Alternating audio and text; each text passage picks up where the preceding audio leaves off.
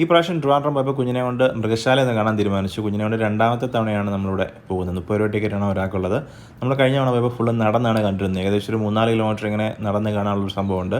ഈ പ്രാവശ്യം നമുക്ക് ഒരു ബാറ്ററി കാറിൽ പോകാൻ വേണ്ടി തീരുമാനിച്ചു. കഴിഞ്ഞ പ്രാവശ്യം പോയപ്പോഴും കണ്ടായിരുന്നു ആളുകൾ ഇങ്ങനെ ബാറ്ററി കാറിൽ കയറി ഇതുപോലെ ഇങ്ങനെ മൃഗശാല ഇങ്ങനെ ചുറ്റുന്നതായിട്ട്. അപ്പോൾ ഒരു ബാറ്ററി കാറിൽ 8 പേർക്ക് പറ്റും. അതിന് 450 രൂപയാണ്. അപ്പോൾ നമ്മൾ 3:45 ചെന്നു. അപ്പോൾ ബാറ്ററി കാർ അന്നേരം അവൈലബിൾ അല്ലായിരുന്നു. അപ്പോൾ അന്നേരം അങ്ങനെ ഓട്ടത്തിന് പോയേക്കായിരുന്നു. അപ്പോൾ നമ്മളവിടെ ഇങ്ങനെ ബുക്ക് ചെയ്യാനുള്ള ഓപ്ഷൻ ഉണ്ടായിരുന്നു. പൈസ അടയ്ക്കേണ്ട.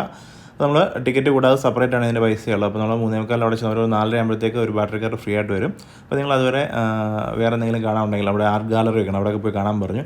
നമ്മുടെ നമ്പറും കൊടുത്തു. അപ്പോൾ അങ്ങനെ കുറച്ച് ഒരു 4:15 ആയപ്പോൾ നമ്മളെ വിളിച്ചു. ഇതുപോലെ ഒരു വണ്ടി വന്നിട്ടുണ്ട് വരാൻ പറഞ്ഞിട്ട്.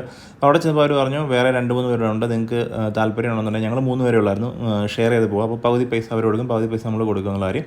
അങ്ങനെ നമ്മൾ ഷെയർ ചെയ്ത് പോകാൻ വേണ്ടി തീരുമാനിച്ചു. അങ്ങനെ 8 പേര്, ഞങ്ങൾ കുഞ്ഞിനെയും കൂട്ടി 4 പേരുണ്ടായിരുന്നു. അവർ 3 പേരുണ്ടായിരുന്നു, ഹിന്ദിക്കാരായിരുന്നു. അവരെ ഞങ്ങളെല്ലാവരെയും കൊണ്ട് വണ്ടിയിൽ ഇങ്ങനെ ഫുള്ളിങ്ങനെ ബാറ്ററി വണ്ടി ഓടിച്ച് ഒരു ഡ്രൈവർ നമ്മളെ കാണിച്ചു.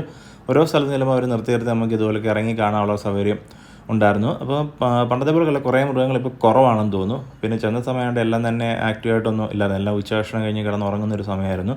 അപ്പോൾ എന്തായാലും നമുക്ക് ഫുള്ള് നടന്ന് കാണാനാണെന്നുണ്ടെങ്കിൽ എന്തായാലും കുഞ്ഞിനെ കൊണ്ടൊന്നും പറ്റുമെന്നൊന്നുമില്ല. കാരണം 3-4 കിലോമീറ്റർ ഇങ്ങനെ ഫുള്ള് നടക്കുമ്പോഴത്തേക്ക് തന്നെ നമ്മൾ ക്ഷീണിക്കും. പിന്നെ ഇടയ്ക്ക് കോഫി കുടിക്കാനുള്ള ഓപ്ഷനൊക്കെ ഉണ്ടായിരുന്നു.